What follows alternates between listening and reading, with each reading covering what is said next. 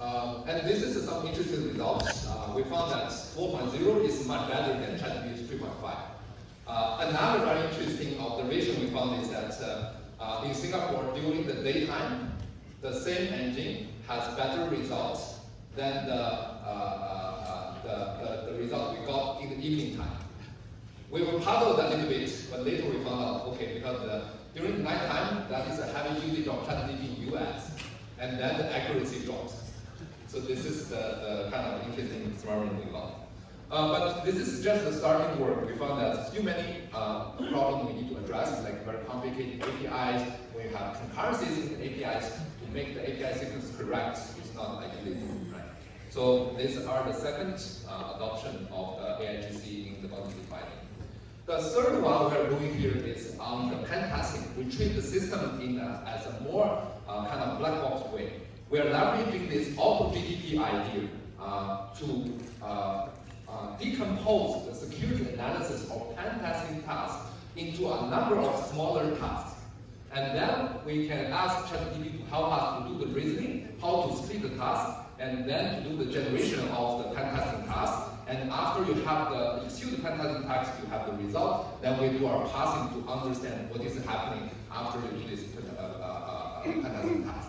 And then you keep iterating that. And in this way, we can really automate these pen testing solutions, which was considered to be very difficult to be automated. Right. So this is another kind of capability we are leveraging the ChatGPT as common sense to understand the application and understand the result of the pen testing task. So this three example shows you actually directly using the ChatGPT actually already can help us in quite a bit in terms of vulnerability detection. And after that, we want to do something even further, because when you find vulnerability, the end result is not just seeing the report, audit report, right? The final goal you want to achieve is that once you know that you have some vulnerability in your smart contract, you want to know how to fix it. So actually, there are many other steps, like after detecting vulnerability, you have to do vulnerability diagnosis and the vulnerability repair. So this all require the very deep technical security expertise if you want to do it. So here we are thinking, okay, how can we even use ChatGPT to further automate all the steps in the vulnerability lifecycle? And these are some of the work we have done, just very recent work. One is to explain what this vulnerability about, and also locate the root cause of the vulnerability using the AIGC. And here, these are some interesting results. The color text shows you these are really the correct explanation of this vulnerability function here. And the result is much better than the previous neural network-based solution. And here, we are using not just using the capability of ChatGPT, but we go one step further. What we are doing here is to do a little bit of fine-tuning. We try to collect the right information about the vulnerability explanation and the vulnerability localization, and put that information on top of the flat language model to perform the so-called fine-tuning so that we can get that result. Another thing here we're doing is to do the repair. So to do the repair, not only we are doing a little bit of fine-tuning, we are also doing kind of the reinforcement learning to teach the large language model what is the correct way to fix the vulnerability. And here, the data we're using is that we collect the vulnerable function and its corresponding patch function. So we teach the large language model what is vulnerability and what are the corresponding fix for this vulnerability. And once the large language model learns this, then they can apply it in other languages.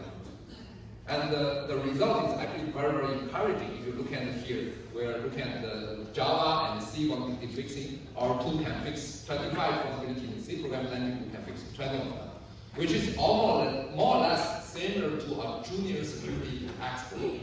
And when we see the result, we got actually very excited, because this is really the time you can see actually when we talk about AIGC, it indeed can bring further knowledge into this security analysis. And I think this is just some of the initial work.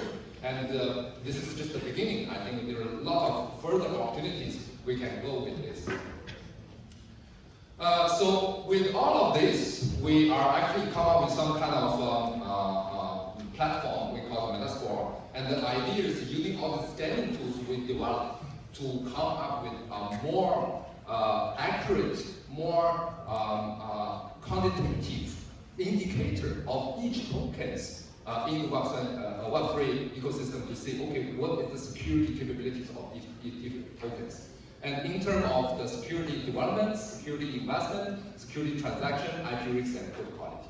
So, and all of these are actually measured by our tools. We are not just collecting data from the internet, but rather most of these numbers are measured by our tools. So this is the slides I'm talking about the security copilot. How can we achieve the security copilot? It's actually not something very straightforward. So I mentioned there are some tools like this security analysis tools we're building, but to make it as a security copilot, you cannot just give the developer the tools. What we want here is actually we build a large language model on top and put all the security capabilities as plug-in for this large language model. And then the security copilot, what this copilot is doing is that you really sit there as agent or your peer programming partners with the developer. Whenever they write something, the copilot will tell you, oh, hey, you are using outdated open source library, you should replace it. When you write something, the copilot will tell you, hey, this function potentially you are calling an unsecured API, you should stop it. So this is the things we want to build really as an assistant for the developer to have this kind of seamless security development assistant. So this is the overall idea. But to do it, another challenging part is that we don't just want to use the ChatGPT to enable our security tool.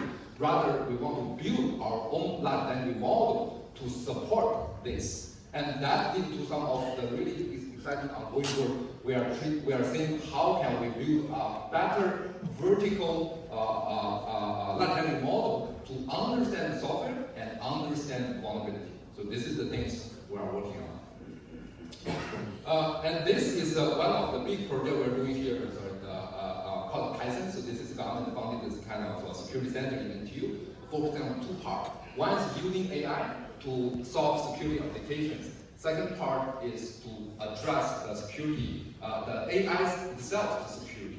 So what I talked today mostly is on the top part, right? To apply AI on security. But actually we have some very interesting work recently to hack the large language model. We find a way to do prompt injection.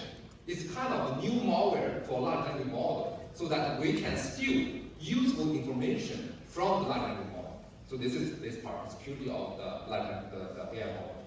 And things can go further is that not only we can steal information of the large language model, we can actually ask the large language model to do bad things.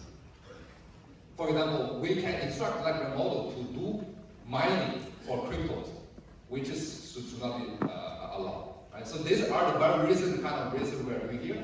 I think this is very, very important if you want to have a better security in this kind of Web3 ecosystem. And this is probably the last slide I want to highlight. When we talk about the Web3, when we talk about all the security, people think, okay, you guys just a security kind of geeks, but how you can be interacted with this Web3 ecosystem. What are the possible kind of applications or adaptations for this open source and AI and Web3? So here we are thinking about something very interesting. We are trying to do a digitization of the open source ecosystem. Why do we want to do that? Because you think about this, software nowadays is purely developed by a number of developers in a very much decentralized manner. Right? There is a project, I'm not sure you've heard about this, called GitCon. We're trying to support different kind of open source projects. But now the question is that which are the important open source projects worth supporting, worth donation? Nobody knows, because we don't have a clear global picture about open source ecosystem.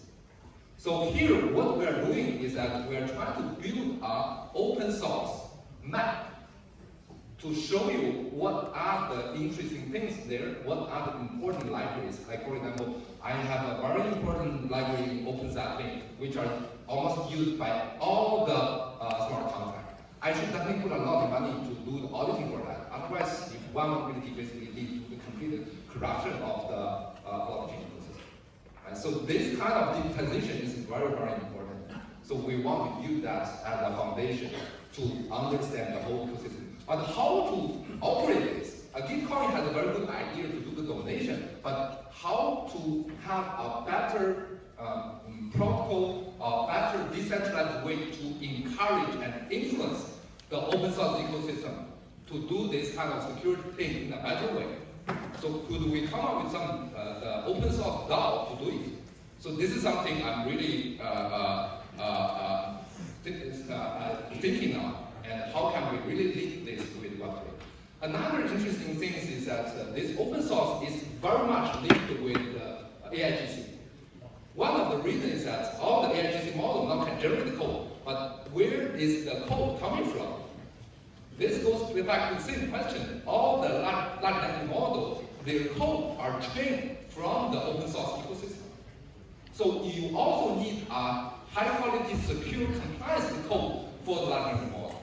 So now all of these three things become highly coupled. You need to have a way to find the good high quality code, and then you use it for AI to train it, and then you need to use Web3 to further to do the governance of the open source. So this is I think the interesting of the system, and this is my really good last slide. Now we're coming up with something very cool. I named it Software Genome Project. Essentially, we want to build a kind of genomics database for the software, like the human beings, and to really understand what is happening in the digital world. I think this would be the very important foundation for the future. But how to make it? I think Web3 could play a major role here, because this must be a decentralized mechanism of the organization if we want to make it really impactful for the community. Okay, I think that's all I want to say. Thank you very much.